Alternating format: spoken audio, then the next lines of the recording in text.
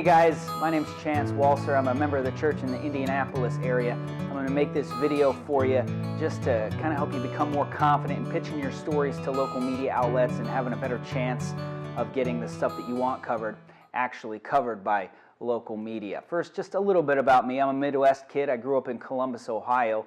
I went out to BYU to get a communications degree with an emphasis in broadcast journalism. Then I worked as an anchor reporter in St. George, Utah, then in Toledo, Ohio, both for about 18 months, and then I've been working at the ABC affiliate here in Indianapolis for the last 7 years until just the beginning of the year. Then I kind of switched over to the PR side and worked for Indiana University Health, the big hospital network here. I produce stories for them, mostly for their social media platforms, Facebook and things like that, but I certainly have plenty of experience in local media.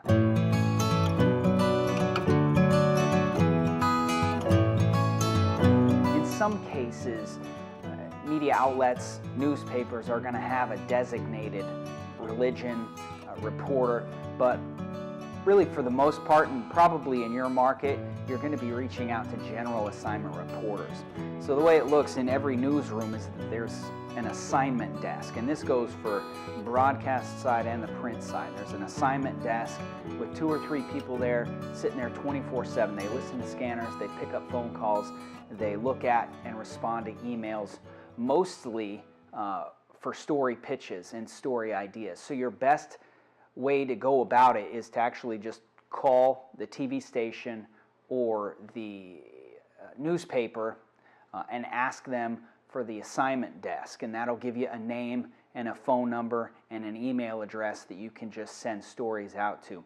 The assignment desk then gathers with all the reporters and the news management every day in a morning and an afternoon meeting, and they just bat story ideas back and forth. So if you pitch something, then that will come up as a topic, and whether or not it will get covered is kind of dependent on breaking news and other needs of the day, but that is where your stories are going to get talked about. And once you get into it a little bit more, once you start getting some coverage and develop some individual relationships with reporters, then you can try to just streamline that and pitch those stories right over to the reporters.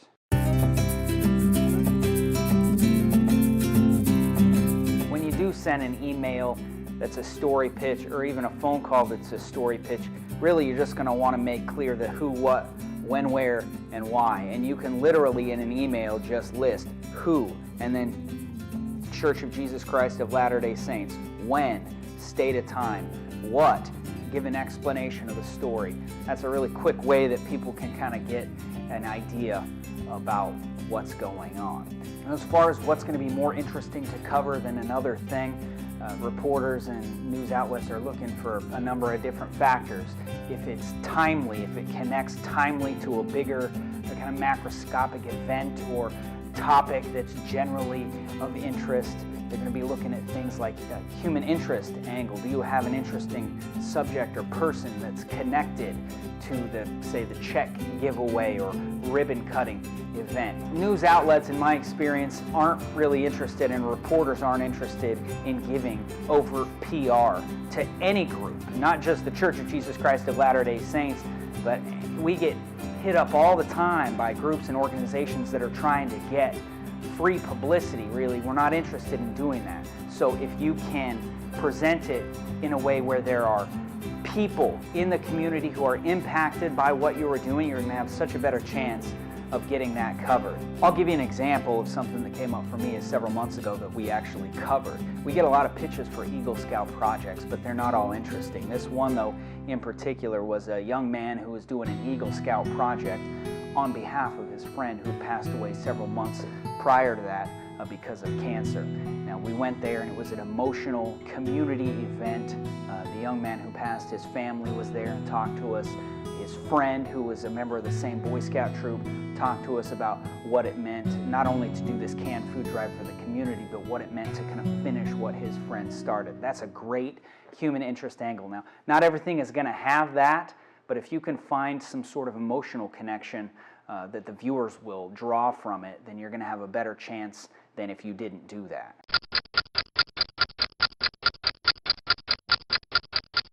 Really, as far as timing goes and strategy for timing, a lot of events that the church is going to do, ribbon cuttings, checks. I don't know why I keep giving that example, but that's just what's top of mind. But those things, if you can host those on a Saturday when the news cycle is going to be a little bit slower, there's generally only a skeleton crew working at most news stations on the weekend, so they're kind of looking to gather as much easy content as they can. So if you could set something up for a 10 a.m. on a Saturday, chances are better than not, if you kind of have some of those interesting elements, that they'll come out and give that a little bit of coverage.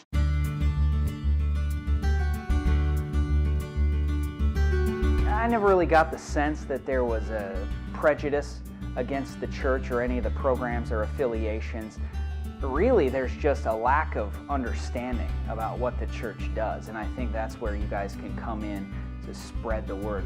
The goal is to try to bring the gospel out of obscurity and out of darkness. And I think that's where we need to really work to show the community through these media outlets how much we are actually in the community and members of the community. I think of the Bishop's Storehouse as an amazing resource, and all the good that gets spread throughout the community, not just within the church.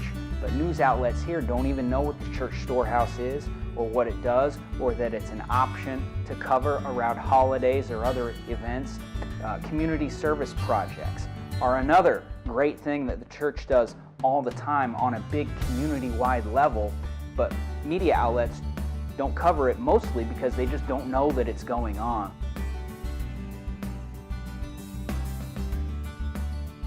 Think about it like this. News outlets have 2.5, 3.5, 6.5 hours really in the entire day of coverage to fill. They need stories, and they're always looking for stories. Most of the time, if you call a station and you say, hey, we're doing this thing coming up that we'd like you guys to come out and cover, you're just going to get some questions kind of along the same lines that I've presented to you. Who is going to be there? What is this about?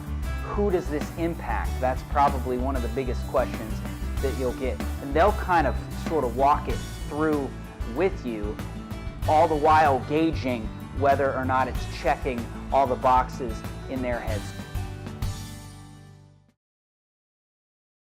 When there's a weather event, here it would be snow or ice. You guys probably don't have that, but if there's some extreme weather where a church function, mutual or church or a single adult event has to be canceled, there's that little ticker that goes across every TV station where you've got school closings, church closings. I've never seen our church on one of those tickers, and I can't tell you how easy it is to get on there. Just call every media outlet, all 4 affiliates, ABC, CBS, NBC, and Fox. Call every paper and ask them, how can I get on the ticker? Generally, it's just an email address, and you send an email with the information, the closing location, the times, whatever you want to get across, and that gets put into their ticker system, and then it can come up, the Church of Jesus Christ of Latter-day Saints or the Mormon Church is canceling whatever service for whatever time tonight because of whatever hurricane or natural disaster events you guys have going on there. That's something that could easily be done with very little effort, and something that TV stations are more than happy to do. That's it for me from now. I really appreciate you letting me do this and sitting through this presentation. I hope I gave you some insight and some ideas about how you can kind of approach this local media coverage attempt. I really think the church is doing so many good things, and we just need to make the effort to get plugged in there. And I think there's a lot of things that are newsworthy, and I think there's a lot of successes we can have as a church, like I said, to bring it out of obscurity and out of darkness. And I wish you guys the best of luck. Thanks.